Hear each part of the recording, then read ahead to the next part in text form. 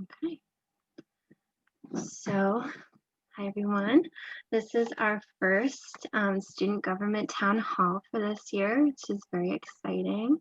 And for our first town hall, we're going to have counseling services. And luckily enough, counseling services was wonderful, and we have all the counseling services clinical staff on today. So we're going to start with intros.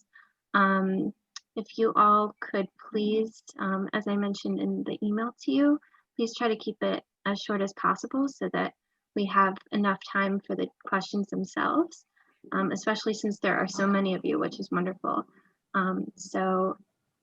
Generally, we'd like you to obviously provide your name, your pronouns, and your job title, and anything else that you feel is relevant.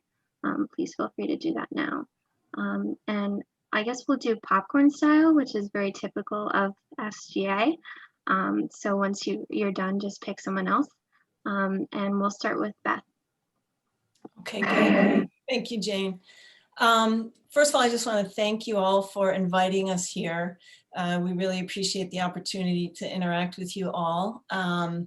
We were just in a classroom this week, Erica and Shirley, and we heard that students hadn't heard of the counseling service. So we're always so appreciative when we can come and interact with students and tell you about the work we do and who we are.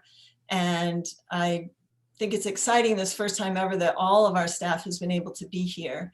I do want to acknowledge the folks that couldn't be here. Sarah Whitcomb is our administrative assistant, and Emily Bova is also our administrative assistant. They're the people you talk to when you answer the phone. And so I just want to acknowledge they're not here, but besides them, everyone is here. And again, we really appreciate the opportunity.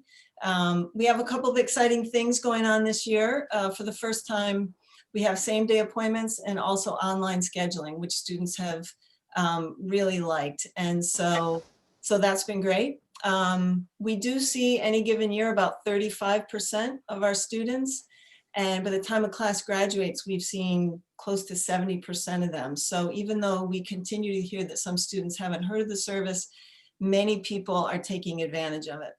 And the only other thing I would say is if you ever have a concern or a question, something that happens with your individual therapist, please feel free to call me or email me directly, and I'll always want to hear your concerns. Often I say my door is open, but we're all remote, so my Zoom and my email, my phone is open if you want to talk with me in any way.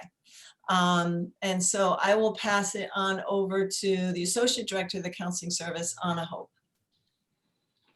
Hello, I'm Anna Hope. I use she, her pronouns, and like Beth said, I'm the Associate Director of the Counseling Service. And that means I get to do lots of exciting things like work on our policy and procedure manual, do statistics, but I also do a lot of clinical work, and I am a member of the First Gen network on campus. And right now I'm also running a group for students who are living with chronic illness on Wednesdays from 11:30 to 12:30. And I will turn it over to Erica. And before we do that, I just want to say I failed to use my pronouns, which are she and her. They're in our little Zoom boxes, but I also wanted to real quickly say I use she, her pronouns. Hello, everybody. My name is Erica Weathers. I use she, her pronouns. I'm a licensed clinical social worker in the counseling service. I'm also the outreach coordinator, as well as the staff advisor to the Asian Center for Empowerment. And I've been at the college for 10 years, and I also run, co-facilitate a group with Shirley from our office called Deeper Than Skin, which is a support group for Asian identified students. And I'm glad to be here. And I will pass it on to Michelle. Thank you. My name is Michelle Carbonneau. I use she, her pronouns. I'm also a licensed clinical social worker. And in addition to kind of individual meetings and clinical work with students, I am the training coordinator, which means I help when we have trainees from outside who are coming in for some training experience for a year, help to orient them to Mount Holyoke and support them both with supervision, but just with ongoing training throughout the year. And I also do some support for our admin staff and work with our Associate Director, Anna Hope, with things like manuals and some of the admin stuff behind the scenes. And I will pass it along to Elsie. Hi, everybody. And my name is Elsie Parrilla. I'm also a clinical social worker. I've been at, and I use she, her pronouns, and I've been at the counseling service. This will be my 4th year. I've been in the Valley for much longer. And I am primarily doing clinical work and also have supervised clinically the trainees and also staff internally. And I think that's it. And I will pass that on to Britannia Weatherspoon. Sorry. So my name is Britannia Weatherspoon North, or Brit is fine. I use she, her pronouns, and I'm a clinical postdoc fellow. I guess that's what we're using now. I sometimes forget myself.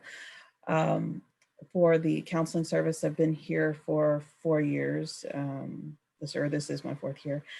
I also am a co-facilitator for the Lifting Voices and Healing Spirits group that's held on Tuesday nights from 5:30 to 6:30. And I am a member of the Anti-Racism Commitment Statement Committee for the DSL, or the Division of Student Life.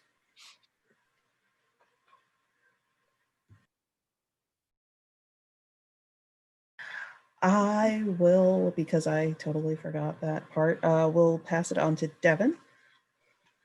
And Britt, would you mind just saying what the group Lifting Voices is about and who's welcome in the group? Oh, yes, of course. So the Lifting Voices and Healing Spirits group is a group dedicated to being a safe discussion space for students who self-identify as Black or African or African Caribbean descent, and who are just looking for a space to be able to talk about kind of things that are coming up, particularly right now. And the way the world is working, it's seemed to kind of all come to the surface or come to a head, and just finding a way to find a sense of community where things can be talked about openly and freely.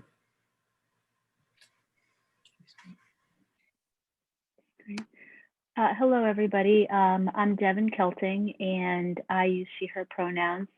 A licensed psychologist at the counseling service. I've been there for close to 18 years. And I've just finished up running a group for students that are returning from medical leave, just to give some extra support, and also do some work with our student athletes, offering support in that area as well. And, you know, one of the jobs that I've come to take on over the past couple of years is what we call a student care coordinator. And in that role, what I'll do is, if there's students that maybe are needing more specialized treatment, whether it's more intensive or maybe more specialized in terms of the type of care, type of therapist they're seeking, I will help them look outside the counseling service to get that type of care and treatment. Sometimes students are looking for ongoing, long-term therapy. I'll help with that as well. Psychological testing, so things that maybe we cannot do in-house, I help students find that. And then at times students might be looking for medical leave or taking a short break from school, and I'll have conversations with them in those areas. But I also do some individual therapy and kind of a mix of things like all of us. So happy to be here. And I will pass this on to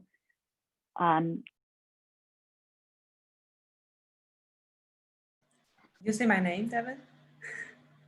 Yeah, okay.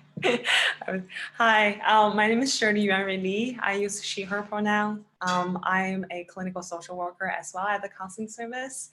And this is my 4th year at the counseling service, but I also used to be a student here. So I'm an alum, and I offer my service both in English and also Mandarin. I co-facilitate the Deeper Than Skiing Asian Student Support Group with Erica Weathers. I'm also on the anti-racism statement committee with Britt for the Division of Student Life. We're also, we have also offered 2 series of an international student support group with Ronnie Varghese, who is an associate professor at Adelphi University. And we're planning for another one this semester.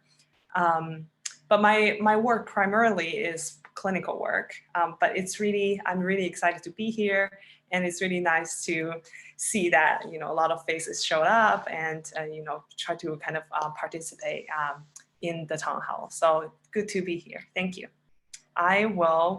It's always tricky to pick the next one. Hal, do you want to go next?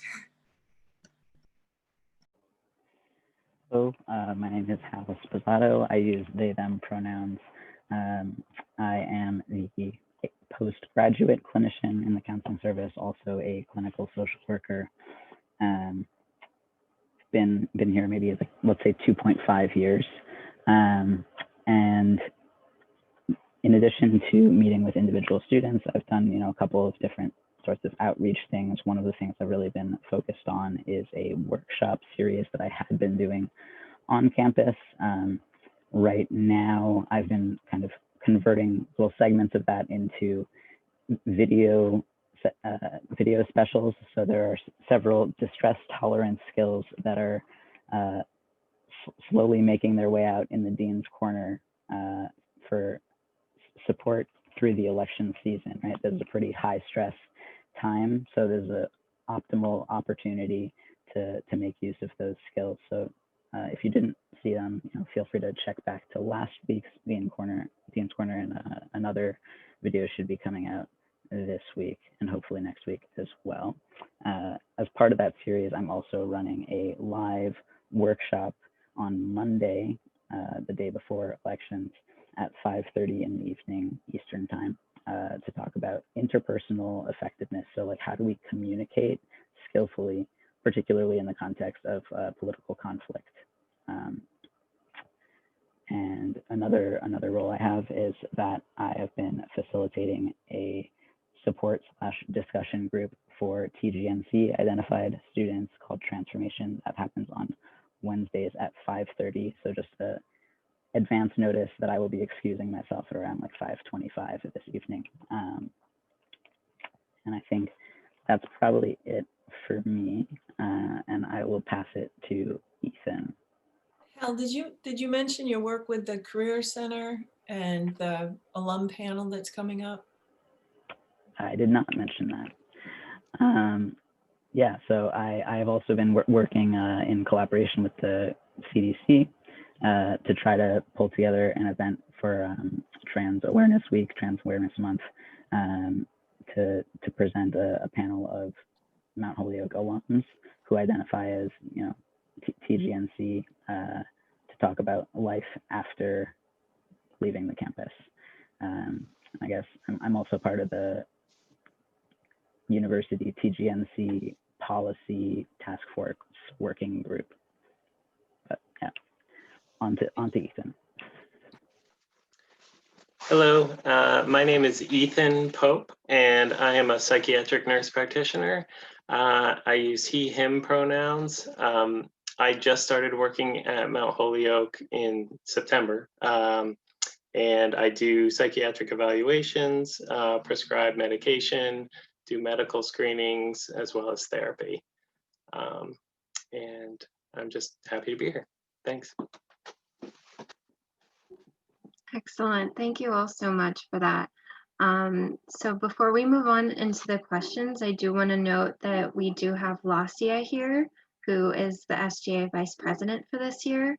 And she has not yet been to a Senate meeting, which is totally fine. They're on Saturdays. So Lasia, if you could just take a couple minutes to introduce yourself to the senators, that would be excellent. Hi, everyone. Hello to the wonderful folks from Counseling Services. I am Lasya. I have no preference for pronouns. Like Jane said, I'm also vice president of the SGA board this year. I was actually a senator last year, so nostalgia. Actually really like attending Senate. I am so excited to see all of you here. You can obviously reach out to me or anyone else on eBoard if you have any student activism-esque ideas. And I'm really excited to see the work you'll do with Senate. Thank you so much, Lasya. So now that we're done with, One second, Jane. Erica, did you go? yeah, she went. Oh, she did? Okay, Mhm. thanks. Yes. I missed it. It left a lasting impression on me. Okay. Zoom is a little disorienting, as we all know. So now that we have introductions out of the way, we are going to move on to the big portion of the town hall, which is the questions. So our first question that we're going to start off with is what services are available to remote students who live outside of Massachusetts? And anyone can start. Feel free to pile on once a representative has finished. Just go for it. Sure, I can start with that one. And that's a really great question because there is a difference between what we're able to provide for students who are on campus and in-state and to students who are out of state or even out of the country. Within Massachusetts, we can provide our full complement of services, including individual therapy and psychiatric consultation and the group work and student care coordination. Students who are out of state are absolutely welcome to access our groups, first of all, and are welcome to call us and contact us for consultation to schedule an appointment online with a clinician. We're doing consultations with students who are out of state. We've done a lot of research into the legal and ethical considerations and doing work with students who aren't in state. So those of us who are practicing at the counseling service are licensed within the state of Massachusetts, and that generally limits our practice to within the state. So both our state licenses and our malpractice insurance cover us for practice within Massachusetts. During the emergency orders that many states have in place, there has been an opening of practice across state lines, but there's nothing very consistent from state to state. So for example, it may be that as a psychologist, I'm able to practice within the state of New York across state lines and do video therapy with someone, but then a person from a different discipline within our service might not have that same ability, or vice versa. And another example is that recently I was looking into a state, I believe it was Illinois, and their emergency orders are always for a period of 1 month because emergency orders in that month are not enacted or intended to be orders that would be prolonged or for a year or more. So each month, the emergency order that allows people to practice within the state who aren't physically in the state of Illinois, that has to be renewed. So there isn't that kind of consistency from state to state. And if I were to start practicing with someone and doing therapy with a person who lived in the state of Illinois and the emergency order expired, that might interrupt a process that we had going.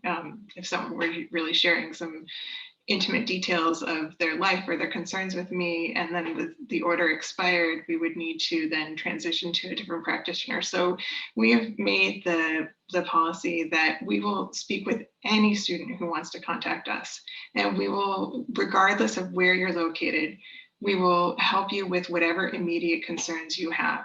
So even if you're in the midst of some kind of crisis or there's something urgent going on, we will speak with you and support you with your immediate concerns and have a conversation about what to do from here. And if that means that doing ongoing work with a therapist or a psychiatrist or a medication prescriber would be beneficial, we will work to help students who aren't within the state get connected with someone local. I'll just add one piece to that too, is We have on the website, and we let students know too when they call from out of state, when we've done that piece of work with them and maybe now they're seeking ongoing therapy, which as Anna said, we can't do right now for ethical and liability reasons. We have a database, it's called The Shrink Space, and it's online. And while we don't know all the clinicians, it covers all the states, and they're coveted, meaning that they're clinicians that have been added. So you live in Arizona, there'll be a series of clinicians that specifically work with college students. And the coveted piece is that they've made sure that they're licensed. There's no negative holdings on their license in any way, and that they have malpractice insurance. So sometimes students can look on the Shrink Space to find someone in their area. The student health insurance does cover out of state, and even has some out of network benefits too. So a lot of times I might get a student too that's trying to find someone and work with their insurance, and I'll help them with that until they do locate somebody across state lines. And Devin, would you put that link in the chat, please, if you have a moment? Yeah, absolutely.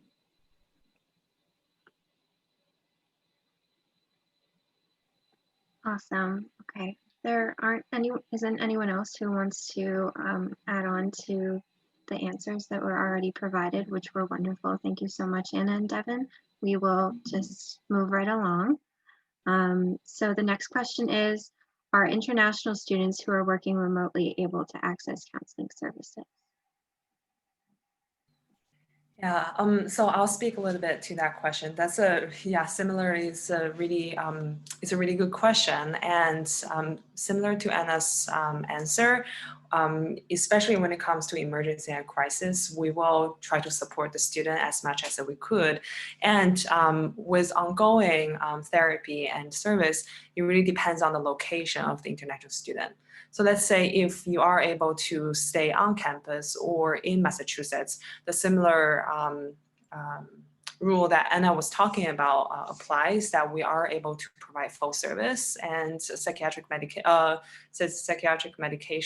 consultation and ongoing therapy are things we can provide. However, if you're outside of Massachusetts or you are residing in another country, we will try our best to refer for local service and connect you with the provider that you feel would be a good match if you're looking for ongoing service.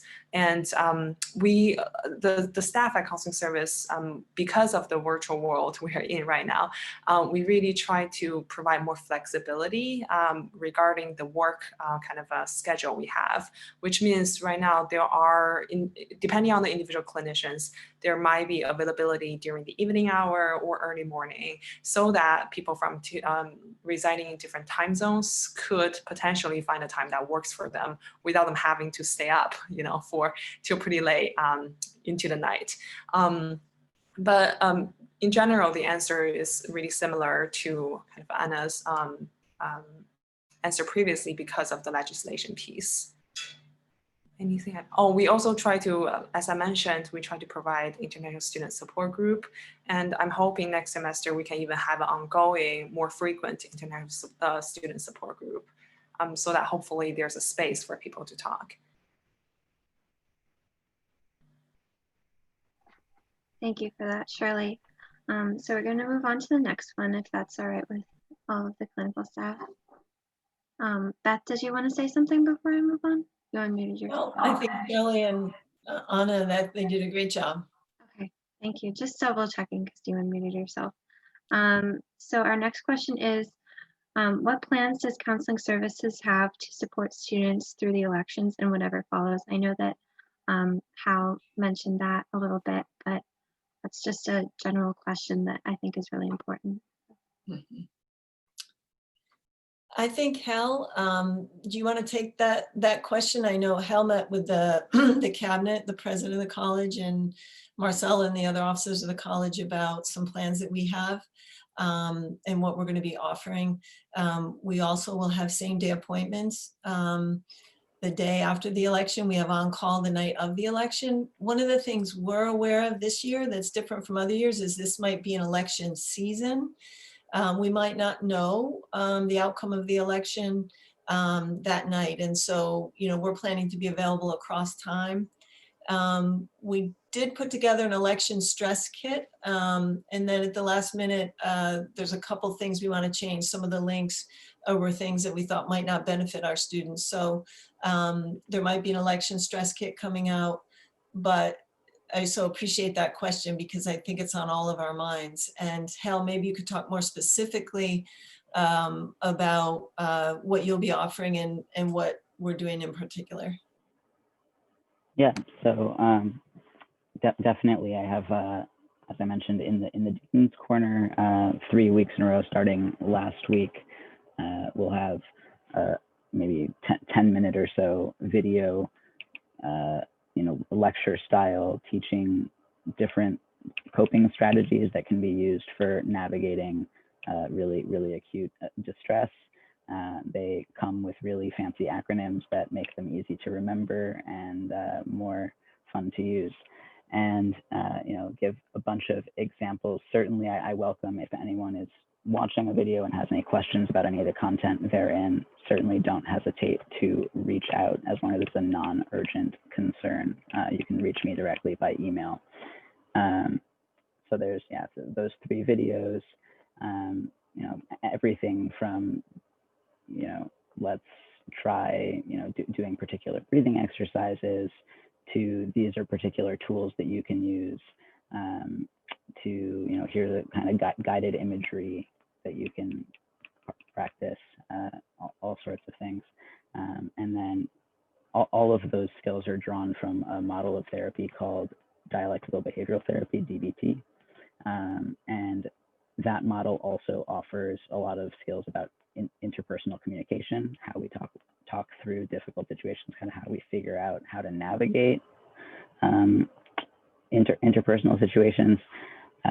And this is a really tough time to be navigating, right? There's a lot of tension around politics and around this election, and particularly for folks who are maybe living in community with others who don't quite see eye to eye with them. It's tough to be navigating discourse or to feel like you can't navigate that discourse.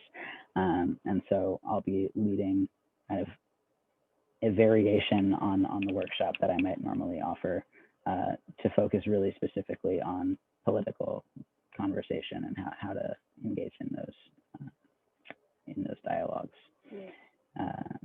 And then as Beth mentioned, we do have same day appointments through the week and days after. And I believe I might want to tag Britt. I think is the group also doing something related to post-election support. Yeah, so the Lifting Voices and Healing Spirits group will be holding us what we're calling a special events evening, the night of the elections, just really holding the space for a supportive place for people to come together and be able to talk about the election and feelings that are coming up. The way our group kind of runs is we often will speak about a specific topic and then we leave time for students who are attending to bring up anything that might be emerging for them in the moment. And so in that, the specific topic obviously will be around the election, but also giving space to students who need to express whatever may also be coming up. But we're looking at it as a nonpartisan space to really just talk about politics and the history of elections as it particularly pertains to the Black community in the US. And so giving that space, our group is normally 1 hour, the 5:30 to 6:30. We have held some extra space at the end to extend it because we know that this is going to be a more difficult period. And then, of course, as I said, we, each week we also give space to this. So if, we are ready to talk about it again in the following week, we can do that. It's really whatever is going to be best supportive to students. I would just add to, I don't know if one of my staff could go back through the emails. The other thing that I sent that's available that night, I think it's through Therapy for Black Girls, which is an organization. They're holding space that night that anyone can dial into and receive support throughout that whole night. So I don't know if somebody might be able to go back through the emails and just put it in the chat. That might be helpful for students to know, but also Britt, not to take away from your group, but some people might want to be a little more anonymous and join something a bit larger. I'll add Actually, it to the chat. okay. Actually, I was going to say, Beth, that it doesn't really take away from the group. I think that's a great space because it actually sort of complements. Our group is directing its kind of efforts towards students who want to talk about the politics and the election and so forth. And the therapy for Black girls, what they're holding is actually for people who don't want to be a part of that. So giving space for any individual who might want that. Perfect. Thank you for clarifying that, Britt. And this might be a good time to remind everyone that we do have access to a 24-hour call line. Yes. So if you just call our number 538-2037 and follow the prompts, you can talk to somebody anytime, night or day. And if they need to get a hold of one of us, they will. And if you get your needs met in that moment, but still want to reach out for one of us the next day, they'll let us know that too. You know, they're trained. We have many protocols in place for them to understand who our students are and how to help them. But yes, thank you, Phoebe. 24/7, call at any time. Awesome. Thank you all for all of your responses to that. That was wonderful. So we are going to move on to a question that was brought up in the chat. You have acknowledged that many students are unaware of counseling services, which is a concern that this particular senator had. Her question was, what are you doing to create or increase awareness of your services? Erica, Erica is our outreach coordinator. Would you mind speaking to that and talking about a few things that we're doing? And then of course, I think we'd be open to hearing from you all as students, what might be better or what might augment that. Yeah.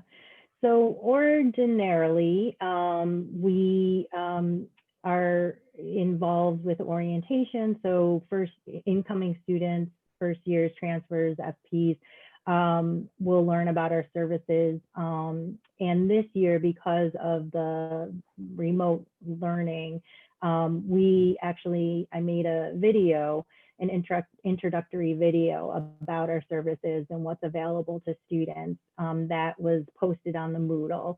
In past years, we have done mailings, we have advertised in the Dean's Corner. We are also listed as a student support resource on the Dean's Corner section where it lists student support resources. We advertise through groups. We've been to SGA in the past, to different Senate meetings in the past to talk about our services in person as well. I think it's a little bit more challenging this year, of course, because of the remote learning and the fact that we have to do stuff virtually. We had to kind of create, be innovative around how we were getting the message out to folks. And so we find that the best advertising comes through the emails that are sent by Dean Marcella Runel Hall. And then we also have a website that students can access that has a lot of information about our services. It has information about our individual clinicians, staff profiles, information around how we do our work, which anybody can access at any time. I'm trying to think if there's anything else that we do. We have been invited to talk to classes. So just earlier this week, Shirley and I went in to talk with students in Corey Flanders' research class. And so that was also another way to kind of let folks know about our services. So anytime, we're always open to any request from a student group or a classroom. we're always open to, you know, coming and talking about our services, or doing, you know, if you want to request like a workshop around how to manage your stress, that's something that we can offer as well. I will say we do have a Facebook page that was primarily run by our student worker, but I will admit I haven't been keeping it up to date, and I don't know, we didn't really get a lot of traffic on our Facebook page anyways, but we have also put stuff out on the division social media channels. So through the Division of Student Life, their Facebook and Instagram account, we've also kind of advertised our services through those mediums as well. I would just add, I think there's a fair amount of outreach to the community at large about our services. So both what Erica's talking about in terms of outreach directly to students, but we do speak at new faculty orientation.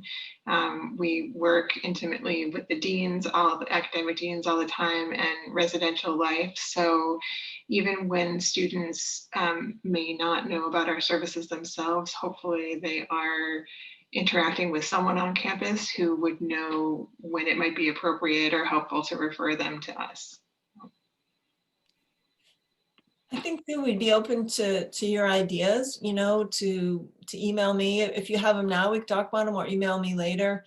Some of my colleagues joke, you know, well, if you're seeing 70% of your students, you know, the question of getting your services out there more, and yet, you know, that 30% might be the students who need it most. So we're always interested in hearing more about who can we reach, how can we reach them, and what messaging, not just that they know about it, but that it's a message that might encourage them to come, that they might feel like it's a place where they can get help, where someone will relate to them and understand them, respect all aspects of their identity. So it's not just students knowing about it, but hearing about it in a way that might help them to make that step of going.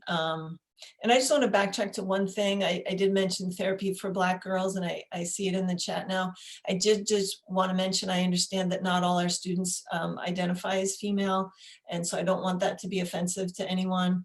I know that on the Mount Holyoke Instagram, the DEI page, it's mentioned there a lot, and I'm not sure what their policy is on gender in terms of folks entering that space, but I did just want to acknowledge, since I said that I do understand that not all our students identify as female, and so I apologize if that seems like a resource that's limited and not available to all of our students. And if I could take a moment to interject, as someone who has used counseling services, but not for super serious concerns, it's always been made very clear to me that like this is not something that you have to turn to only if you're in absolute crisis. We're not like waiting for you to have like real problems to come to counseling services. But just because I know the character of Mount Holyoke students, we tend to be the kind of people who like won't apply to be on campus because we're concerned that we're taking someone else's spot, or like, oh, well, you know, it's just friendship anxiety. It's just like test anxiety. So just giving you a space to reiterate, it's okay to come even if it seems like a mild concern. I really appreciate you saying that, Phoebe, and having the courage to mention your participation. I think that's so important. And we have had students that will call and will ask if it's urgent, and the student will say, well, I don't want to take up a space. I don't think it's that urgent. And the student comes in and, you know, boy, was it urgent. And so thankful they came in. And so many of our students are kind and not wanting to take up resource from their peers. And yet that's for us to deal and figure out. Always call. Hopefully the same day appointments and being able to schedule online will help with some of that, but I really appreciate you bringing that up, Phoebe. You don't need a diagnosis. It doesn't need to be major. You don't have to sign on for, you know, a relational long-term therapy. It can be a one-time visit. And you get some pointers. We have things like Devin does cognitive behavioral therapy for sleep. So you can come and get a one-time consultation, or think it's 1 to 3 times around sleep. So it can be for a lot of different reasons. So thank you, Phoebe. That's really helpful. I'm glad you brought that up. Yeah, I just want to add. I want to add to that, and I'm so glad you brought it up, Phoebe, because I think when I was talking about service for international student, and when we're talking about for students out of state, we use the word crisis, and what we mean by that is if there are specific kind of thing that's emerging suddenly, right, and that you need some help about strategy, problem solving, talking it out, but you feel it's more confined to this one thing, and you just need some consultation on it. That's also welcomed. I think what we are more trying to differentiate is the difference between therapy, right, and consultation. So just want to make that clear, even if you're out of state, but you have something you just need some couple of times of consultation, or talking about how to seek service, you can still reach out to us. It does not have to be an absolute crisis.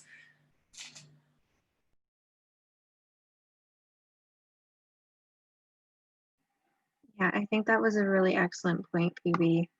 So thank you for raising that. And I think that's really important with how counseling services also chooses to market in the future, that it's something for everybody, regardless of how severe or minor someone might perceive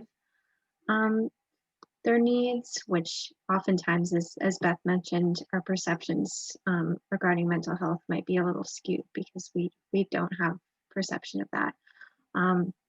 So yeah, does anybody have any suggestions for counseling services? Or would we like to move on to the next question? I'm opening it up to anyone. I just wanted to add that we also in past years have had what's called drop-in talk-in, which are informal consultations, no appointment necessary, offered in satellite locations across campus. So we were in Kendall, we were in the first year dorm, McGregor, we were also in Blanchard. We're still trying to figure out how to offer that to students in the virtual space. Once we're back on campus and in person, that will probably resume as well. So that is, another resource that has been available. I think one other thing I would add that goes along with Phoebe's line of thinking is that you also don't have to come alone. If you're dealing with something in your friendship group and you want to come in as a friendship group, you can do that. If you have a partner disturbance and you want to get like a couples counseling, as long as both clients are students, we can see both of you and do some couples work. But often we have a friendship group come in and talk about concern about another friend or some dynamics within the friendship group. So you can also come in not just as yourself, but with another student or a group of students. Excellent. And I will note that Bethany, one of our senators, mentioned the brochures with all of the staff members on it being very helpful.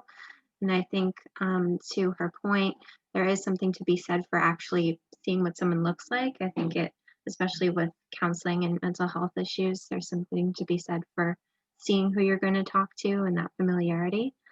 So thank you for raising that, Bethany. But just for time's sake, if no one has suggestions or questions branching off of this for counseling services, I would like to move on if that's okay with y'all. But if not, please interject. I'd like to interject. Hi, I'm the archivist for SGA. I recognize Britt. I have a question kind of stemming off of what Jane just mentioned with you choosing a counselor really does have, it can affect you, especially when you want somebody that looks like you. So I really wanted to know, what is counseling services actively doing to make or to allow a space for Black students to be able to utilize it. And I think that has a lot to do with the accessibility to Black therapists or more POC therapists. And also, does counseling services allow for referrals if they know that at that very moment, we don't really have that many Black and Brown therapists. So, they might refer you to like a UMass counseling, a counselor or therapist, or somebody that I guess it sort of fits the Mount Holyoke insurance, but just isn't at Mount Holyoke's campus.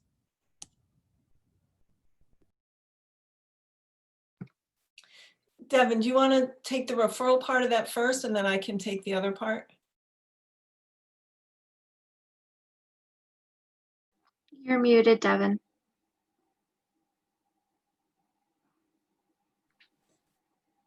You're muted.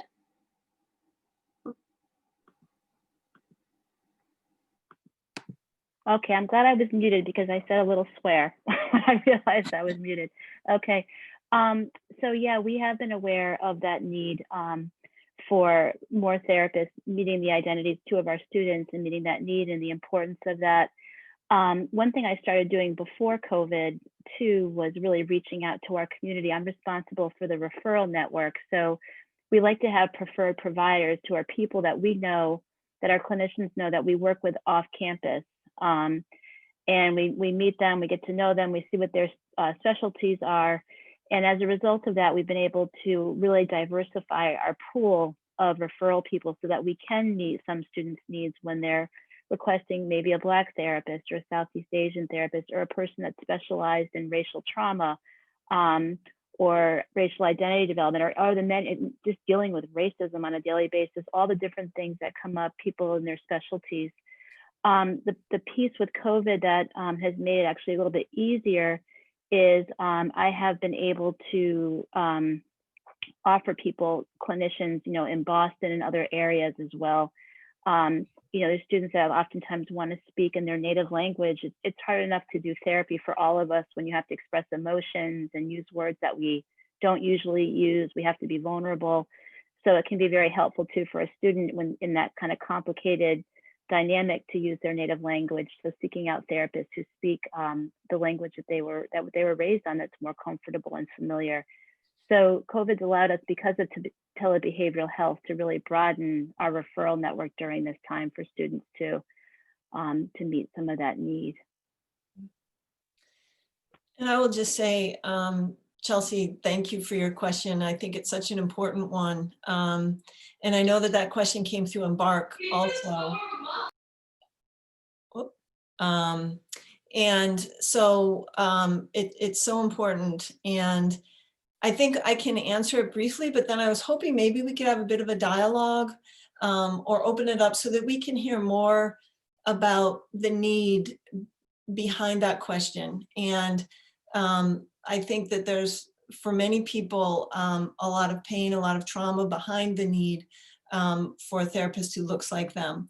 And so I just want to mention a few things that we're doing, and hopefully that eventually we can have a dialogue about this, because we want to learn more. One of the ideas we talked about right before this meeting when we met as a staff was, would it be helpful to have a point person at the counseling service, someone who identifies as a clinician of color, or maybe two folks, a duo that could be the point people for questions, concerns, feedback, ideas, where we could maybe have a focus group with students, and students of color could feel more comfortable approaching that person about experiences they've had or needs that they have. So that's one idea that we have.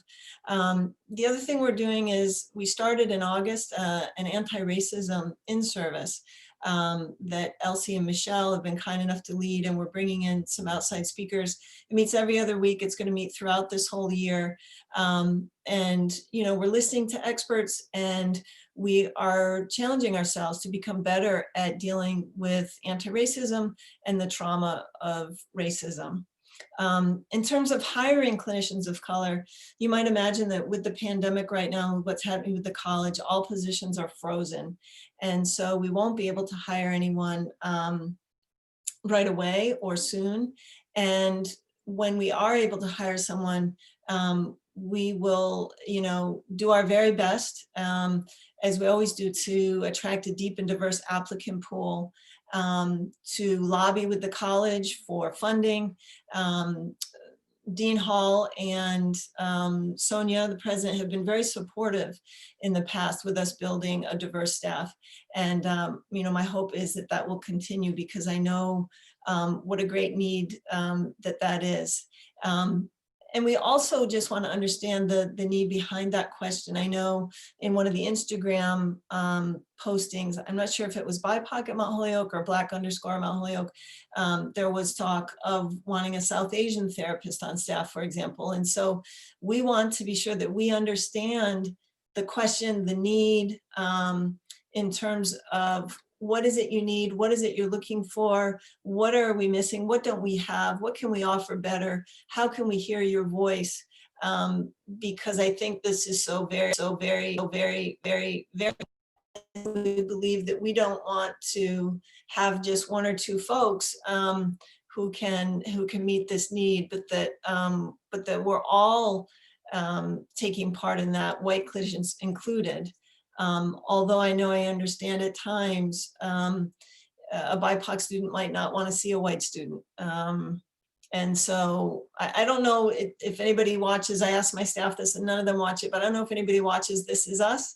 But this was actually handled last night on the premiere of This Is Us, where one of the characters who's been seeing a white therapist has gotten to the point with his own racial identity development that he had to reject that therapist and seek someone else out. So Chelsea and whoever asked the question on BARC, I just want to thank you for the question. I think it's really, really important. And, you know, we're here for the dialogue about it. That's kind of the quick answer, is that because the frozen positions, we won't be hiring anybody. And when we do, we will do our very best to attract a deep and diverse applicant pool. And we know how important it is for students. This isn't the first time we've heard that question or that concern. And so when you hear something a number of times, especially as therapists, we want to understand. We want to understand the question and the ask behind it and make sure we're hearing it and make sure that we're doing everything we can to meet that need. So I don't know if there's other things that students want to say, or if you have thoughts about our ideas of having a point person, or other things that might help, a focus group with students of color. You know, certainly the feedback we've gotten is that the affinity groups have been helpful. Anna might be able to talk about some of the quantitative research that we have, what students of color have been telling us, but we hear the need and we want to understand more, and we want to be able to deliver. So are there other things you can tell us about that question?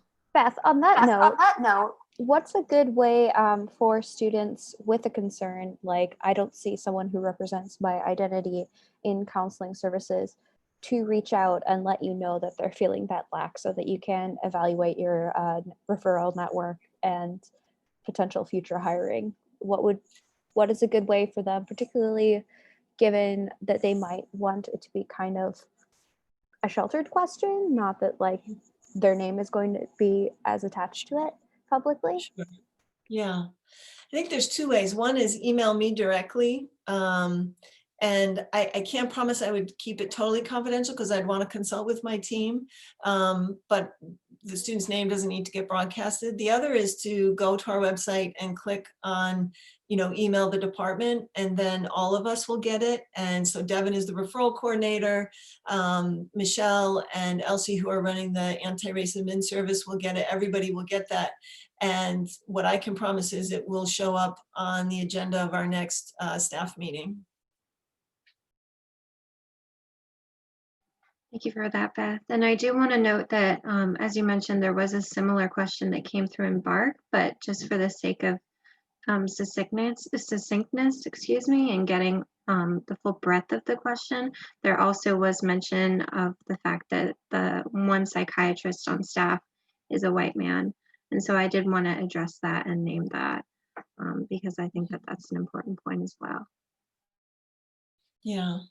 I will speak to that for a moment. The question said white male psychiatrist, and I don't know if this is the case, but there have been some concerns about the white male psychiatrist who was on staff last year. There were concerns that we heard through surveys and through other modalities, and that person is no longer on staff. Ethan, as he mentioned, just started. We did have a search last spring, and we had a pretty deep and diverse applicant pool. And with COVID happening, the positions were frozen. And so we're fortunate enough to have Ethan with us only a couple hours a week. I think that, Elsie, I think you were also going to add a little bit to that also about our attempts to hire a prescriber of color. I mean, I just wanted to say that as someone who's been in the Pioneer Valley for over a decade, there is a very big problem, not only in Western Mass in getting prescribers across the board, but also prescribers who are people of color. There is somewhat, and I'm saying somewhat underlying 3 times, of a concentration, if at all, in communities like Holyoke and Springfield, some of which are temporary, usually undergoing training, and then they move on. So there's a big problem of a lack of prescribers in the area, which I think it's sort of layered if, one is looking for prescribers who are POCs. And I just wanted to say that I think not as necessarily an excuse, but I think as an explanation of, I think the complexity that we're dealing with in trying to attract prescribers also who are going to have an identity that's going to be comfortable to our students.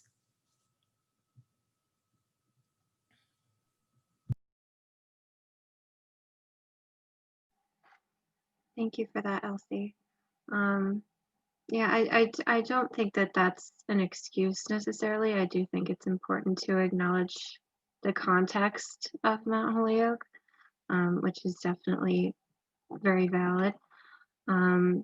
So yes, for the sake of time,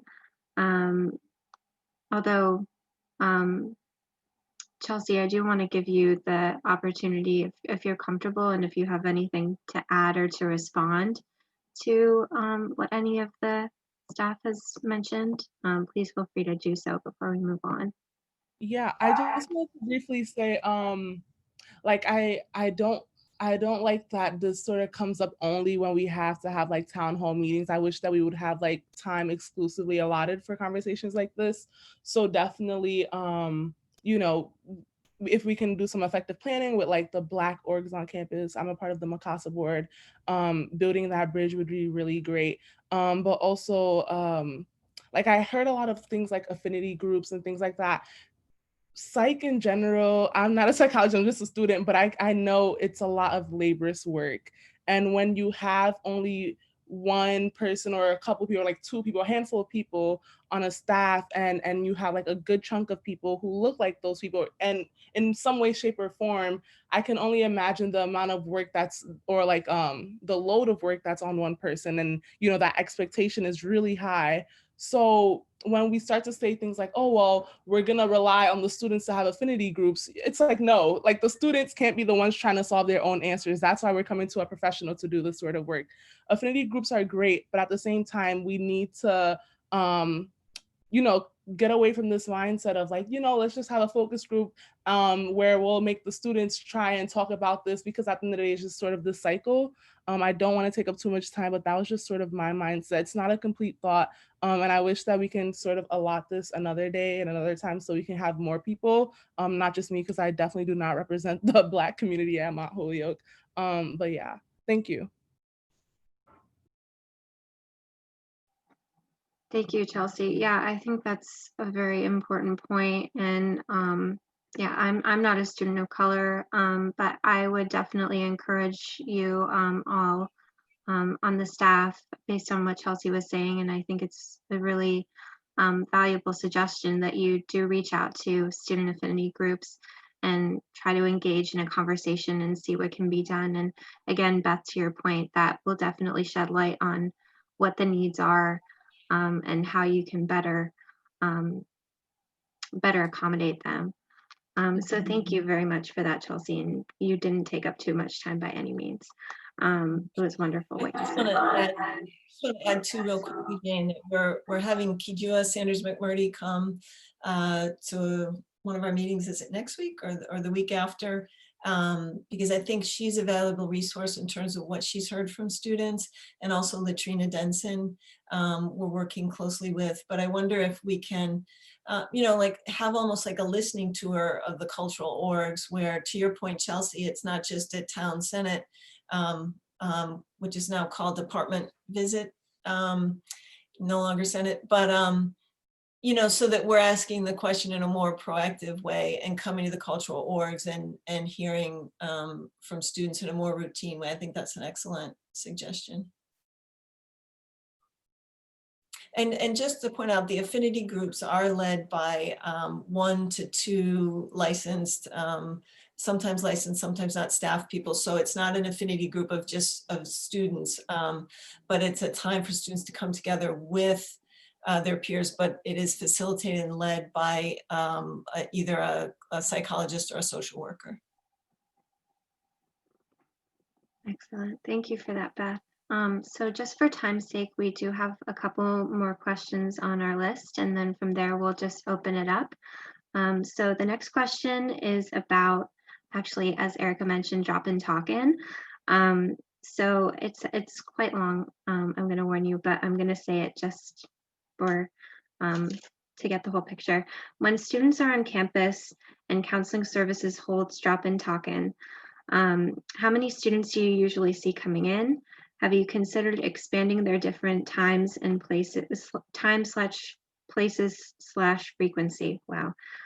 Speaking from personal experience, because I've heard students say they find the designated counselor busy when they usually get to drop in talk-in.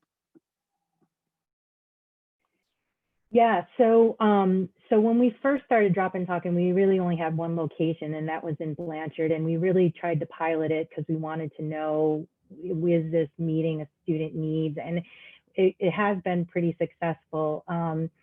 So we expanded to multiple locations at various times. So we last year offered drop-in talking 4 days out of the week, and that included one evening time on Wednesday evenings. And so we really do want to make it as accessible as possible to students. Unfortunately, because there is no appointment necessary, it is a kind of a first come, first serve.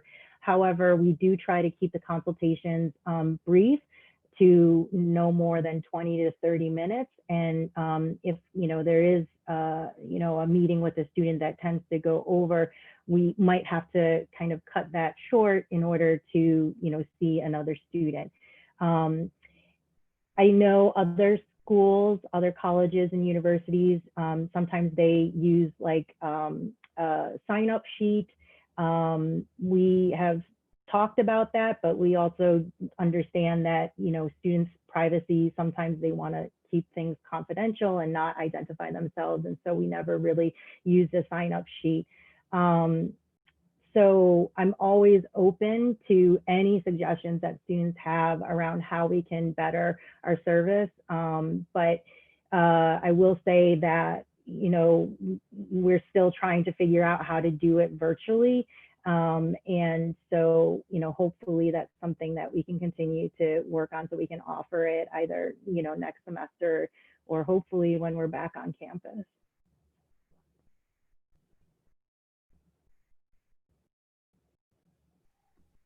Thank you for that. Just so that everyone has the opportunity to respond if they want to, does anyone have anything that they want to add to that question before we move on? Going once, going twice. They just maybe email that Counseling Center D link and let us know, say, hey, I tried to go to drop-in last night. I waited 30 minutes. I never got in, because the clinician behind the doors might not know that. And that would help us to know, maybe reach out to that person, but also that might be a popular time that we want to expand and have more than one location. So any feedback you can give us would be great. And what we've heard is that students have really appreciated drop-in and like that more informal and casual way of talking with somebody. And it's been highly utilized. The numbers have been really high, which is why we've been able to expand it to the different locations. So again, if you as students have ideas about, here's a location you're not doing it, I know a lot of people that would go if you had it there at this time. That's going to help us out. Yeah, Thank that you would for be really, really helpful. I Hannah, do go ahead. Yeah.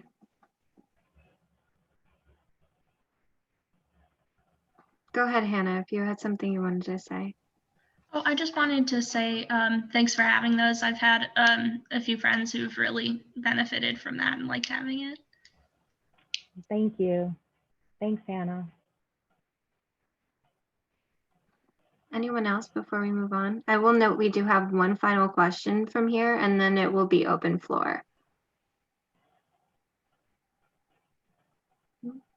Okay, cool. Final question.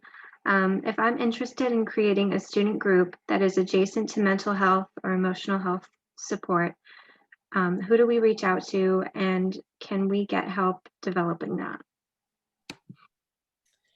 Well, I think I see my colleague Alicia Irwin on the call on the Zoom, so she might be able to answer that in terms of a student group.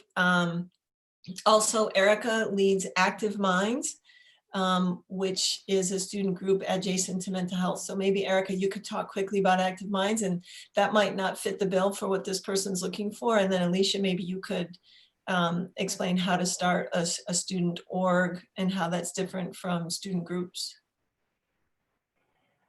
Yeah, so I am the staff advisor for Active Minds, which is a kind of mental health advocacy and education group that tries to increase awareness on campus. It's part of a national group, and there are different chapters at different locations, at different colleges and universities. And our chapter has been active for, oh gosh, I would say 6 or 7 years now. And unfortunately, this semester, the board decided to kind of put a hold on their activity and participation. But the group is open to all students, and we do a lot of outreach at the student involvement fair to try and recruit students who are interested in kind of that more advocacy piece. I'm not sure if the person asking the question is wanting maybe to form a group that's more directly related to the counseling service, but we don't have something like that right now. I know that in the past we've used the peer health educators as kind of students to also kind of spread the word, and we've collaborated a lot with the peer health educators and Active Minds together around different mental health campaigns. So hopefully that answers your question. Yeah. Hi, everyone. This is Alicia. Reminder, she, her pronouns, Director of Student Involvement, advisor to all of you, student government. So I would build off of what Erica said. I'd say whoever's interested, I would strongly encourage you to connect with Erica to learn even more about Active Minds, to see if that fits what you're thinking about as you think about a student organization adjacent to counseling.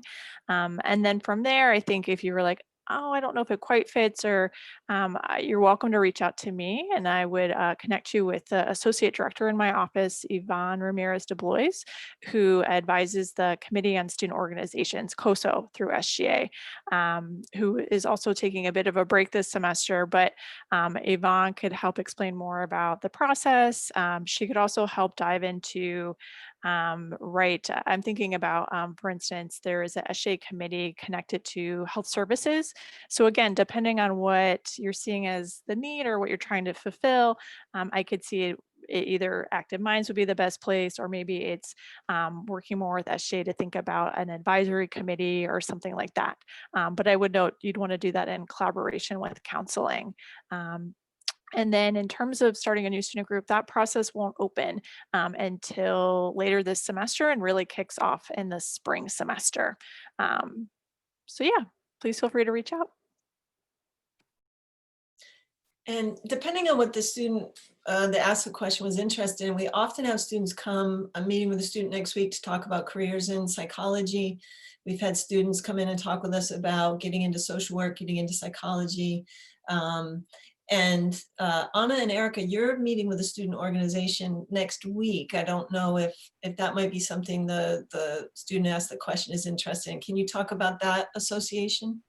Sure. So we were invited by the Psychology Association to come. It's actually this Friday. Anna and I will be speaking with their organization around kind of, some of the reasons why, people might access therapy, how therapy can be beneficial, and then also kind of the pathways that we took that led us to college counseling.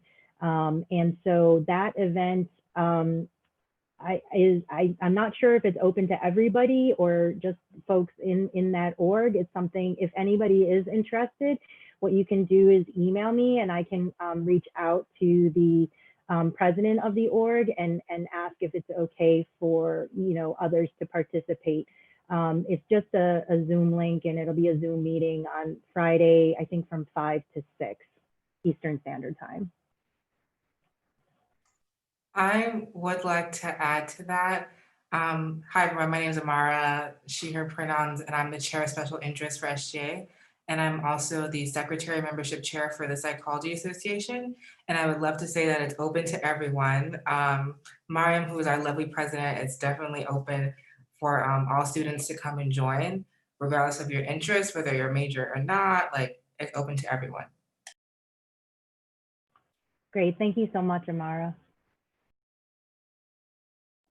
Yeah, I think one of the joys of being at Mount Holyoke is we have so many and so specific groups related to student needs, but they're not all met. So it may well be that the student has identified a particular need that isn't being quite addressed. I wondered though, if you could, Erica, explain a little bit more about what it means that Active Minds is kind of on hold, particularly for a student who's looking to gain resources or get involved. Yeah, so I think the Office of Student Involvement had reached out to all different student orgs and asked if we would be active during this fall semester. And so our e-board decided that because they were all remote in different areas, that it would be really difficult to coordinate. So we are not currently active this semester. I see. My former org also did that. Perhaps you could make suggestions though for students who are feeling the lack of Active Minds this semester. Sure. So any student is free to email me if they have questions around how to join Active Minds, or if they just want general information about Active Minds. I can also put in the chat the Active Minds website, the national website, and people can learn about kind of their mission and purpose as well. But I would say the best way to get your questions answered is to probably reach out directly to me if you feel comfortable doing so.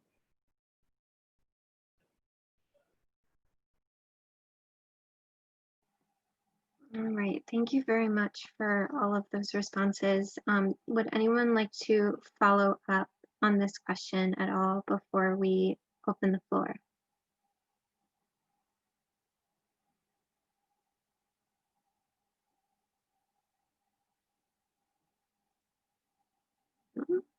Okay, cool. So now I'm leaving it up to you all. If you have any questions or concerns, either that haven't been mentioned or you thought of something from a previous question, just go for it while all the clinical staff is here.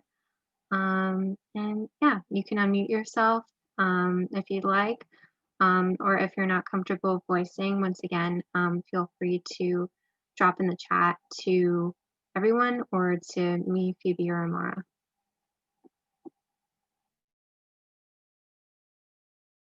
I wanted to know do you guys ask about a potential, like if you're potentially hiring a new counselor, do you ask them about their religion for people that may want, like, a Muslim counselor, just for, relation purposes, if you happen to be Muslim? I don't know if that may go, I don't know the laws and stuff like that, but is there a rule that says, like, I can ask or you can hire somebody that's Muslim just so you have more representation on campus, or anybody for that matter, like a Jewish counselor, Christian, etc.?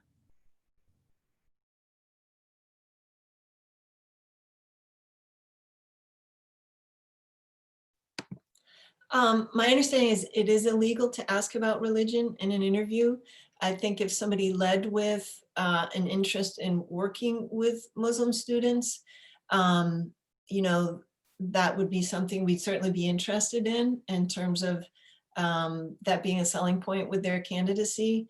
Jewish students also. We did have, for a couple years, we had trainees. We do get trainees from the Smith School for Social Work and other departments. And we did have, help me out, Steph, I think two therapists recently who identified as Muslim. And I know that that is something students really appreciated. It was an opportunity.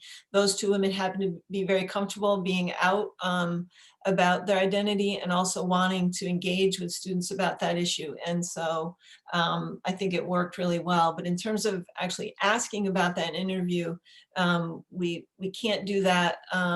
One of the ways, though, to get around that is to, in an advertisement, put, looking for somebody who has expertise or interest in working with Muslim students. We can list things like that. But that's good for us to know that that is a priority for students, because it did seem to be the case when we had those folks, and they were in training positions, so they finished their schooling and needed to move on, but they were with us for a while.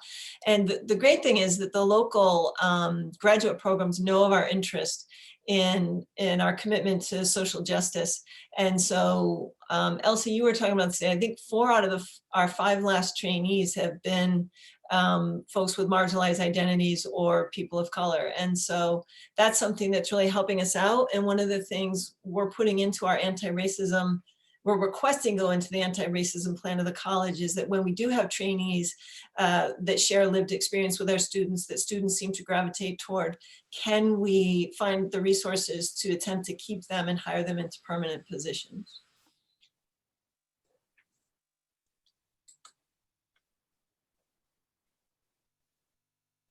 I don't know if anybody else on my staff wants to say anything else about that, how we ask questions about identity, or what's legal or not legal.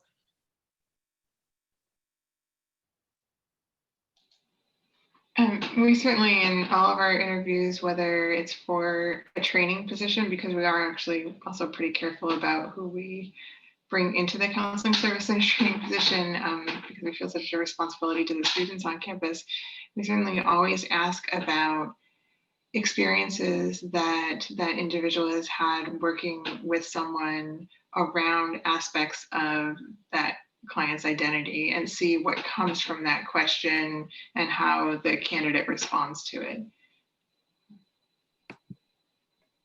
And Devin, is there a way on Shrink Space, if someone were looking for an off-campus therapist, is there a way to search for Muslim identified or expertise in working with issues of faith or identity around being Muslim? The search, it's hard to search specifically that way, but when you see the profiles for people, so for example, on Shrink Space, there's one that's very specific to Mount Holyoke College, so it's local providers, and so you'll see they actually will give a lot of information, a lot of identifying information. You'll see their pictures and you'll see their specialty interests, and there are some that do post that in there. And then there's people, of course, in different states as well. But that's a great point too, that you can't do a specific search though in that way. Okay. And if I can ask Devin, I opened the link and I noticed that it's requesting login. Is it a website that you create a profile for, or should we be using our Mount Holyoke credentials to log into that? You could use Mount Holyoke or any personal email to do that. Yes. But And it's not create your like own password.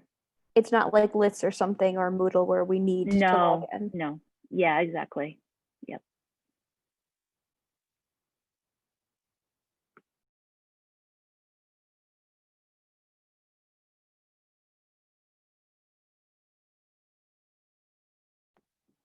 Anyone else have any questions or concerns? We are running low on time. I will note that. So if you have anything that you definitely want to raise to any member of the staff while we are here, please feel free to do that. But I will note that if you have any questions after the fact, we all know you now. So hopefully you'll be a little bit more comfortable emailing them. And also if you have any questions after the fact, but you're not comfortable with getting in touch with them, you can definitely use Phoebe or Mara or I as a liaison. We'd be more than happy to do that for you. And correct me if I'm wrong, but you are all in our Gmail database for emails. Yes, and then there's also a group distribution list that goes to all of our staff. I can put that in the chat as well. And also people were asking about the profile sheet. When we're on campus, or that's handed out physically, but it is also on our website. So you can go to the website and see the profiles listed and see, you know, what people are talking about in terms of areas of expertise, and also, you know, actual pictures of them. I don't have a question or concern, but I did want to thank all of y'all for coming tonight and taking this time out of your schedule to meet with us and to listen to and answer students' questions and concerns. We definitely recognize and hear all the work that you have been doing over the years and that you persist in doing for students on campus. And we know that like there's a lot of labor that goes into all of these things. And we know that you're doing the best for your students on campus. And so I just wanted to give a shout out to all of y'all for the work that you do behind the scenes, behind closed doors, when you're at home, when you're in the office, when you're with students, just as human beings outside of your roles and things like that. Like y'all are amazing. And so just thank you so much for all you have done and continue to do for us. Yes, I just want to reiterate all of that. And I know that especially right now, you know, mental health is always a priority, and it should be, especially for college students. But now that everyone is in remote and there's a lot going on in the world, I think your work is more valuable than ever. So to reiterate Amara's point, thank you very much. I do want to note, I believe it was Hannah in the chat asked if you have any drop and talk in hours at the houses. I believe they mean cultural houses. Hi, sorry, thank you for clarifying that. We don't currently, it's something that we can certainly consider. I think we always want to be really, you know, mindful around you know, how we move in those spaces if we aren't, you know, directly affiliated with that identity. If that's something that students are, you know, wanting or needing, I think that that's something we definitely can consider.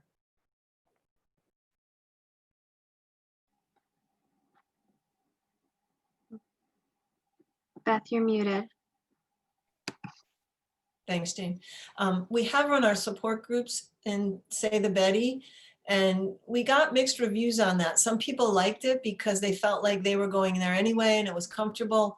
And other people felt like they wanted a more private space, that they felt like those were folks that were close to them, that they didn't necessarily want, you know, to be in the Betty and accessing and being vulnerable around their mental health. So kind of a mixed bag, but it's certainly something, you know, if we can get some focus groups going with the cultural orgs. And Erica's actually the director, what's the exact title, Erica, for ACE House? So, you know, we can get some information there. But just to say that when we've gone in before, it has been a mixed bag around, you know, someone entering the space who doesn't share that identity, number one, and number two, some people loved it and some students felt like, ooh, didn't want to have you kind of right here in this space. So I think it's a great idea, and I think it's something we can keep asking students about.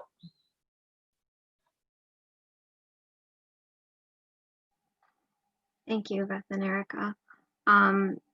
We do have 2 more minutes, but I do want to note, I believe it was Gabby asked far back in the chat whether or not all of these links will be made available to the senators.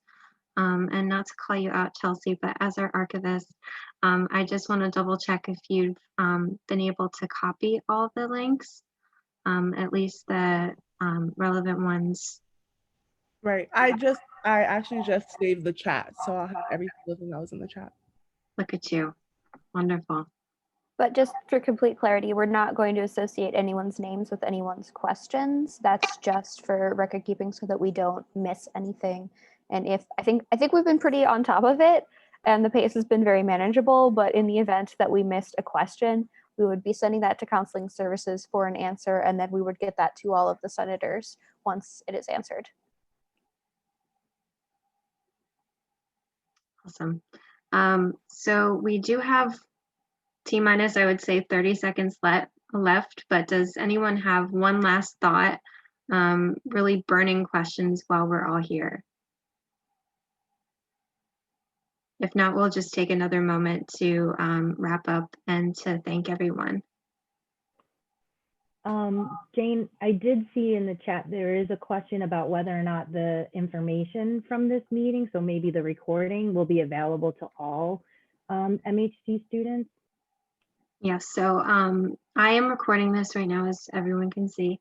And once I go through the necessary channels, either via YouTube or some other captioning service, which I'll be getting help from Alicia. Once we have the closed captioning enabled, that closed caption video will be saved and then also uploaded on the Embark website, and every student can see that. And that is something that we will be telling the senators about when it happens, because we're always very happy when something goes correctly on Embark and like to celebrate that. Phoebe can go on forever about elections debacles. Yes, so we are a minute over, and I do want to be conscious of everyone's time, especially with classes and everything, and also for the staff on board. I'm sure you have very busy schedules as well. So again, I do want to thank you all so much for being here, and I think it's wonderful that all of you were able to attend. I know some of you have had to filter out, but yes, thank you so much for coming and for all the work that you're doing during these very stressful times. And yeah, thank you all so much. This has been wonderful, and it's been a great conversation. Thank you so very much. Thank you. Thank you. Hey, everyone. Thank you.